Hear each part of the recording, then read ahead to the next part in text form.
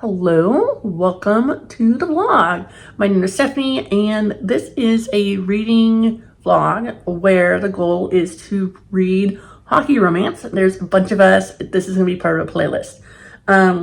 So to read hockey romance, and originally it was talked about like at the beginning of the year, and we were going to release it at the end on February 1st, but then we moved it to today.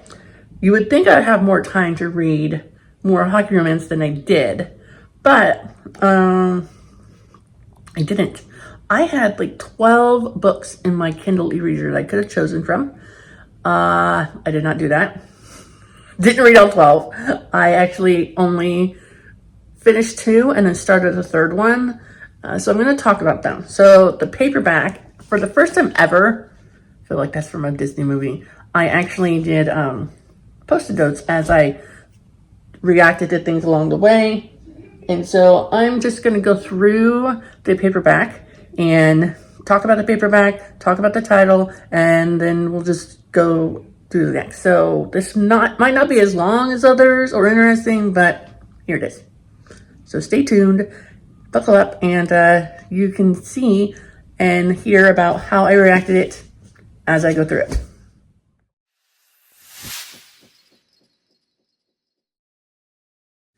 All right, so I'm not at my desk where I usually be talking because everyone's awake. So I'm on my bed.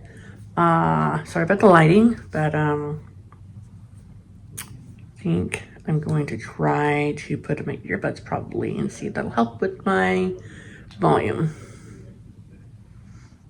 All right, so first book I'm going to be talking about is this book, L. Kennedy, The Mistake. It is a hockey romance. It is book 2 in the off-campus series. Okay, this book was published in 2015. I've never read any of L. Kennedy's books as of yet. It's my first one. It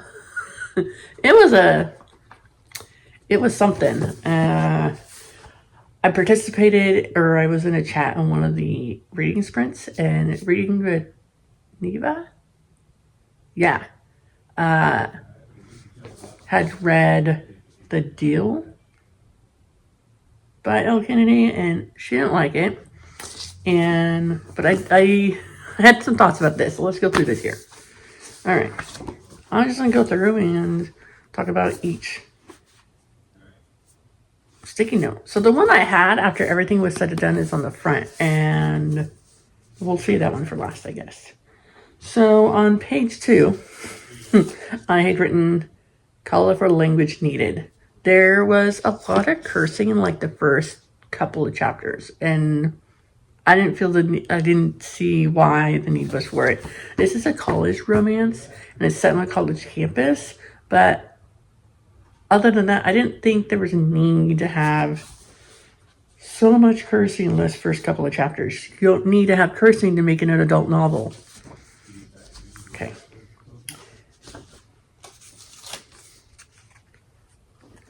Oh yeah, so one of the characters, Race, has this habit of when she's talking to someone, or anyone really, she has the habit of just oversharing. There's no filtering, and I wrote, love the no filtering. Like,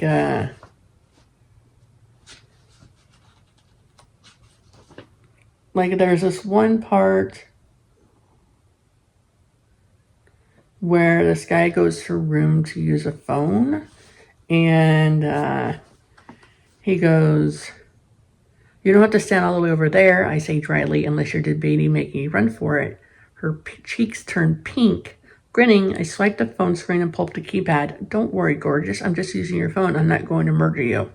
And then she goes on to say, oh, I know that, or at least I think I know that. I mean, you seem like a decent guy, but then again, lots of serial killers probably seem decent too when you first met them. Did you know that Ted Bundy was actually really charming?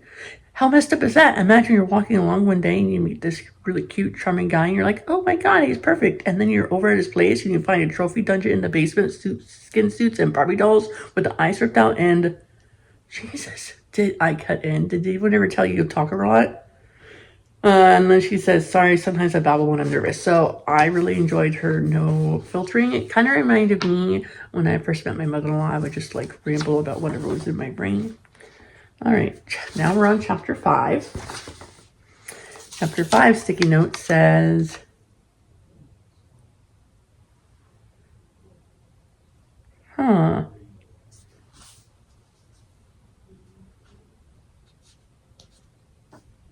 okay. So he goes to her room. He goes to her room because he got the wrong room. He remembered the wrong room that he was going to. He was going to this party, and he remembered the wrong room and dorm. And so he went to this girl's dorm, and then he goes in to like use her phone, but he realizes he doesn't know the person's number. And then so he's like, well, I'm gonna go. And then he realizes she's watching Die Hard movie, and so they watch a Die Hard together. And then he gets up to go, and he ends up like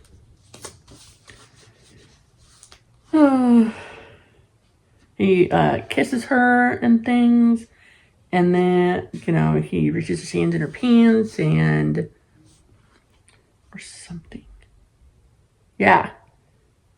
And so then after everything is said and done, because they're both fondling each other, and he finishes, and then everything's said and done, he's like, did you come? And she like lies and says no.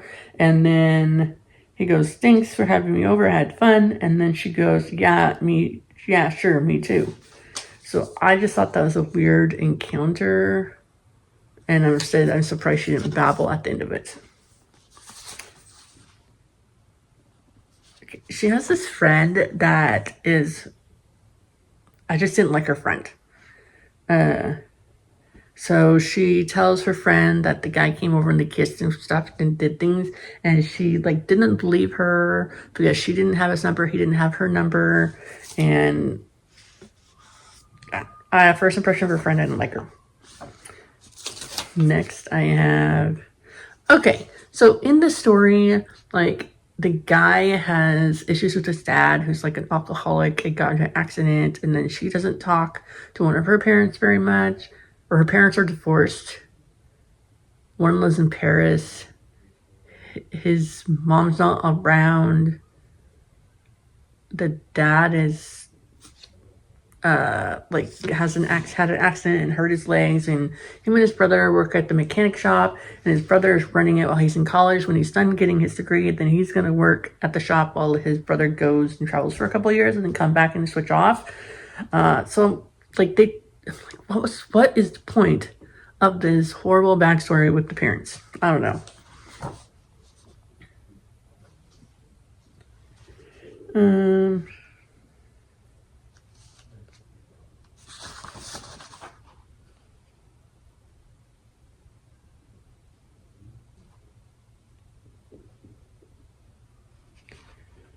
Okay, so him and the girl, these two people, they get together, and at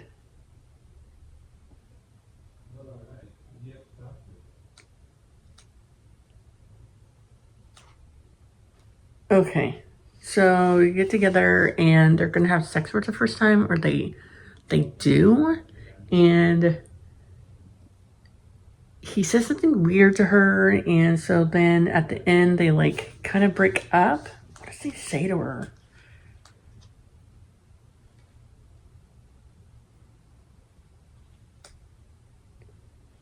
Huh.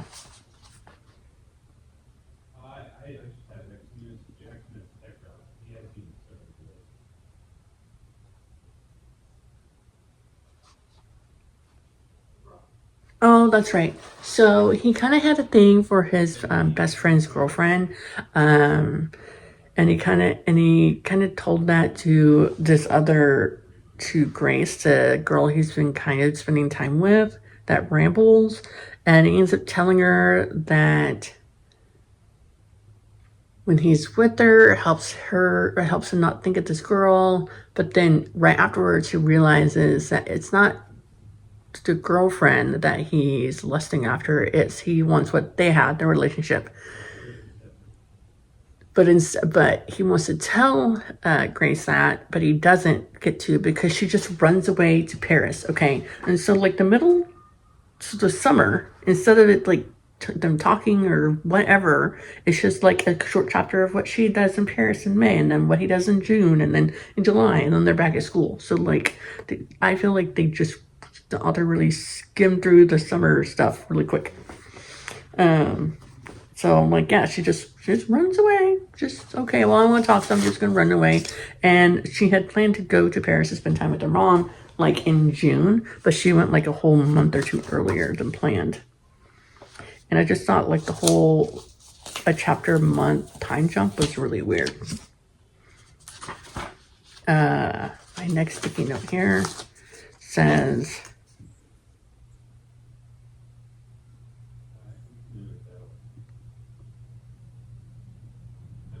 okay, so she went to Paris and she came back, and then he decides he's going to go on a run with his best friend and his girlfriend. And as they're running by this gazebo that Grace had told him about, that she liked to go there and like play chess and sometimes read. She's like, oh, it would be so great if I saw her. Oh wait, that is her. No, that's not hers. She has blonde hair. Well, she dyed her blonde hair in Paris. So of course they met that way and they talked, kind of. Whereas like she didn't run away, she didn't yell at him, but she's like, I'm great, you apologize, but this isn't gonna work.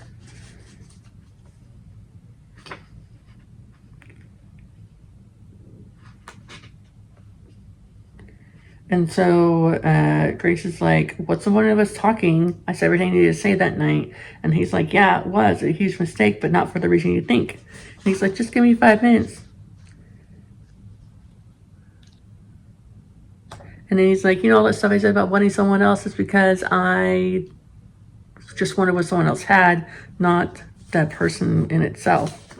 And so at the end,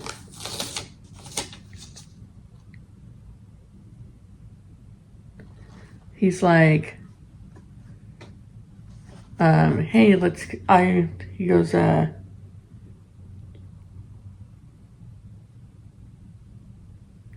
hey, didn't you like what we did together? The water tower and the movies. And she goes, yeah, I like you. And he goes, well, let's focus on that, the good parts. And he was really expecting her to say, yeah, sure, like she used to. But then she's like, if you want forgiveness, sure, you got it. If we bump into each other on campus, I'm not going to run screaming the other direction. Maybe we'll even grab a coffee one day, but I don't want to go out with you, at least not for right now. And then she walks away, but he's like, hey, she said not right now. Okay.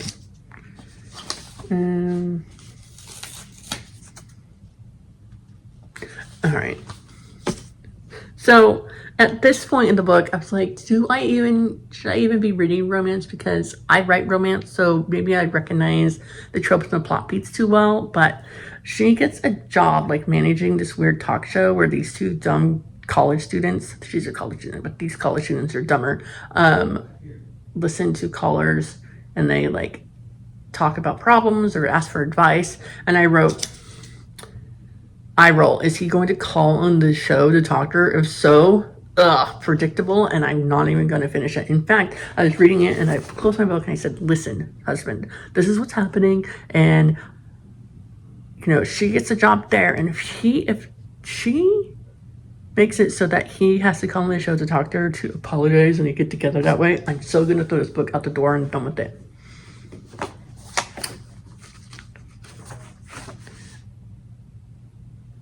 Okay, and then like there's a radio DJ guy that is like maybe a mentor or teacher, but I think he's just another college student. And so what happens is they go out to a party together as a date. And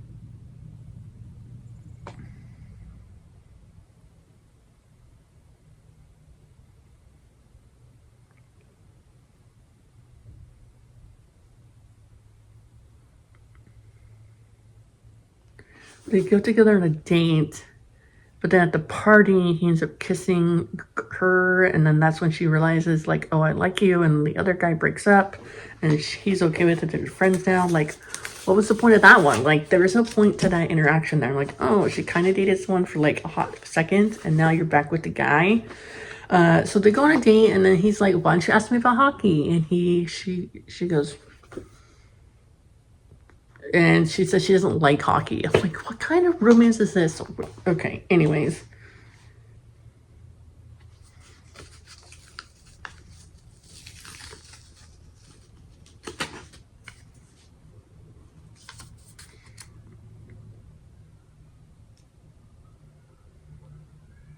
I don't even know what this says. So like, okay. So this date that they go on, she's like, I'll go on a date with you if you do these 6 things for me, okay? And things for me, and you don't really get to know ahead of time what they are, but they're things like write a poem, and I don't, like, they don't really go into detail about the rest. That was kind of skimmed over, which I thought was lame. And then they're like on a date or something, or they're hanging out, and Ramona, which is her friend that I didn't like, because she stopped talking to her friend Ramona because Ramona helped spread the rumor that she was having sex with this dude, Lucan, but she never did. And then she spread the rumor that she just made it up. And so they kind of stopped talking. So she sent her friend, Ramona sent Grace a text, and it's like their code word emergency, I need help immediately text. And Logan's like, well, maybe she's just making up. She's like, no, we've never used that. It has to be something wrong. So they go to this frat party house, and like, she was like locked in the bathroom and like really drunk, and maybe she'd been drugged or something. I don't remember. It's not even important. The important thing is she went to go talk to her and helped her out. And then after that, they decided, Ramona was like, let's be friends again. And Grace is like, well, we could be friends, but more of like, let's just take it slow because you really hurt my feelings, and I think we've grown apart. So they're trying to be friends again. So I think that's nice that they're trying to find a different way to do their friendship. And then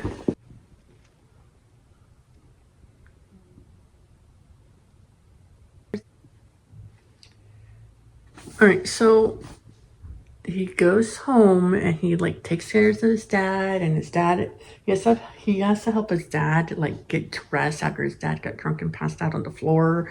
And so he's like, oh, this is my life now. So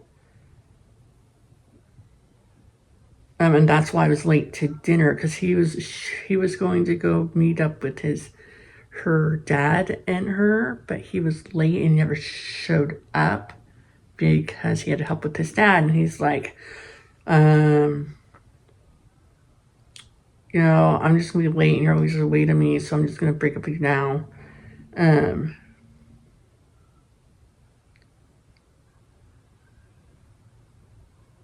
And she's like, well, your brother has a girlfriend, so, and she doesn't break up with him, he doesn't break up with her, what makes you think I will? And then she's like, he goes, never mind, I don't want to talk about it. She's like, right, let's not talk about it at all. I can't believe you think I would be that inconsiderate. And then he's like, can we just not talk about it anymore? And she goes, yeah, fine, won't talk about it at all, because I'm leaving. And then he's like, I'm not listening. She's like, I'm not listening to this anymore. You have a one-way brain. Once you have time for a rational conversation, then I'm here.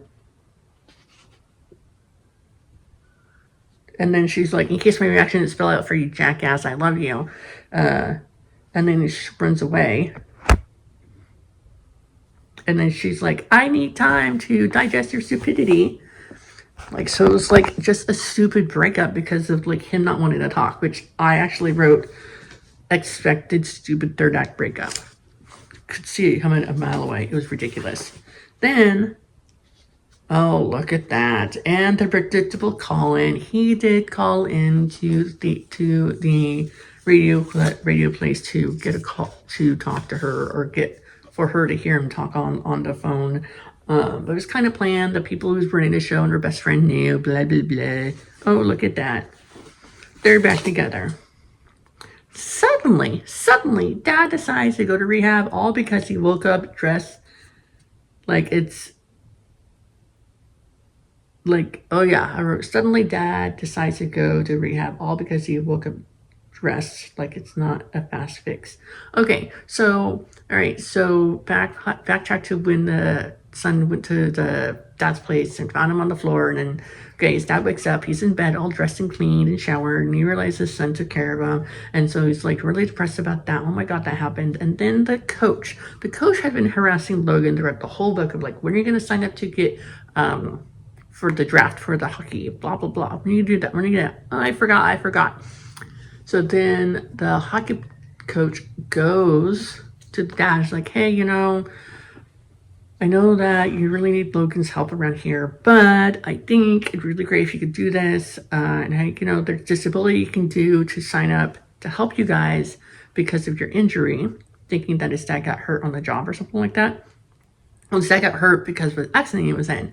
But what the coach doesn't know is that his dad got hurt in the accident because of his drinking, and that he still continues to drink. And so then, like, his dad had called his brothers to the house for, like, a meeting or whatever to talk about things. He's like, listen, your coach came and talked to me. He's like, I can't believe you did that. He's like, why didn't you tell me that you're that good? Well, because you need me here, and you need us both here. He's like, listen, older brother named Kyle, why don't you go and spend time with your girl, and I'm going to sell the place. Well, I wanted to work here. Fine, we'll have someone else run it while I'm in rehab. They're like, what, rehab? They're thinking, because he always goes to rehab and it never works out. Then he, what did he say? He says, your coach doesn't know I'm an alcoholic, does he? No. Okay, well, I'm going to rehab, and you guys need to move on with your life. And, if you want to run this, great. If after 6 months when I'm back out and things aren't going, and you guys still want me to sell it, I will. But for right now, I'm going to rehab.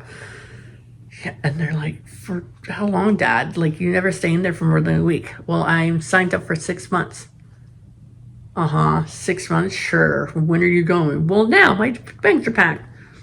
And he goes to rehab, and then there's epilogue where everything's happy and everything's back to normal. Like, things don't happen that quickly. It's dumb. And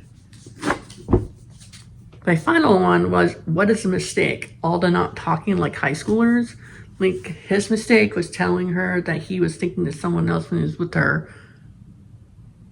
That's the only thing I can get of. That's why she called it a mistake, the title.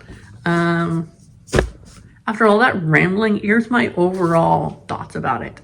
The book did not read like it was college students, okay? And I felt like the middle where they spent the summer part was quickly fast forward through. It was a typical, like, breakup because he didn't want to talk and she didn't want to deal with it anymore. He calls in the radio station. It was very predictable. Now, is this because I write romance? I could see a mile away? I don't know. But I also felt like I was reading, like, high school age people and not college people. And I also feel like if I read this like 5 years ago or even 10 years ago, I would have like devoured the whole series, all of them. There's nothing wrong with the book. I just think it was my cup of tea. So I read it through. Even though I said if he called in the radio station, I would DNF it, but I really wanted to see how it ended and see how much more ridiculous it got. And it did. So here's that one. All right, the next one, which I will put the image here of the cover. It's a short, I think it's like 79 pages. It was, I got it like on a free book day or something. I think so. It's called Hook, and it's called Rudder University Romance, and I gave it 3 stars. It features a college girl who loves order and prefers organizing books to speaking to people at the circulation desk.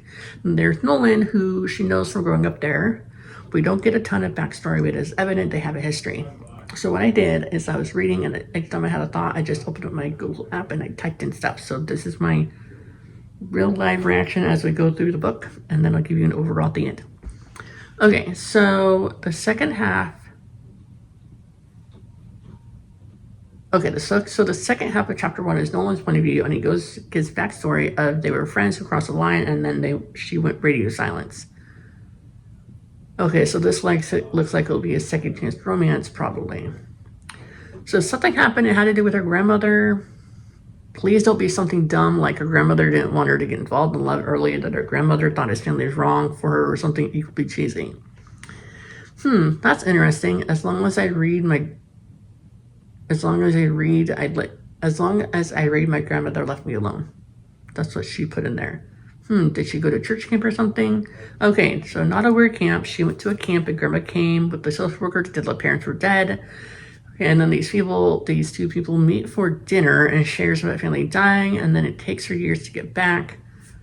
Not sure what happened with them. It's a little vague. So we'll interject at this point that so typically when I read a POV, it is like chapter 1, boy name, chapter 2, girl name. But this one is like chapter 1, the first half to chapter 1 is the girl, and the second half to chapter 1 is the boy. Okay, all right, let's get back to my notes about it. So he has a curfew. Did he get in trouble or something, or is it because of being on the hockey team? Okay, so I'm 72% through, and there hasn't been much happening. Really, lots of push and pull from the two characters. They say they want to talk, but they talk about classes and the weather, not why she left and why she kept it for him that she'd been back at the same college for a while. Okay, and then I think I mistyped because I wrote. So the grandma didn't like rodents, they kept her secluded.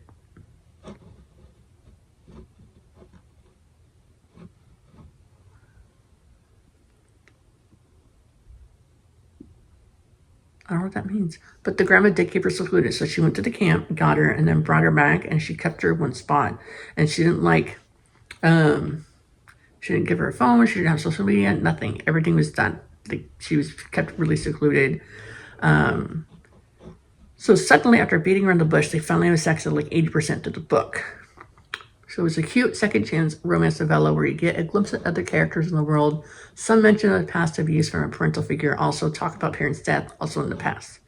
I give it 3 stars. It was a short 79-page novella. It was a cute entryway into the world. There's lots of like stuff happening in the background, like her parents died, so then her grandma picked her up, and then she didn't let her like talk to anyone or go online or do social media. She read all the time. And there's other people like in the church or the town that she would go to that knew how grandma was treating her, but was afraid to stand up to the grandma. But she didn't really say like whether she's abused. She said that she was secluded and kept away from people. And she was writing him letters, but grandma found letters and like burned them in the fireplace, so she never got to write letters to anyone. So 3 stars because it was well written, and it definitely makes you want to read more of this series to see what the heck is going on with these characters. Okay, so those are my 2 books that I read. I did start reading another one, but I'm not going to talk about it because I only read like chapter 3. This is a lot longer than I thought it was going to be. Apparently I like to ramble a lot. So these are my 2 books I read for the Hockey Romance reading vlog. I do like these group playlist things where we get together and read certain types of books and things. And now I bid you goodbye. Have a great day, and I look forward to reading or watching the other playlists in the videos in the playlist. Have a great day. Bye.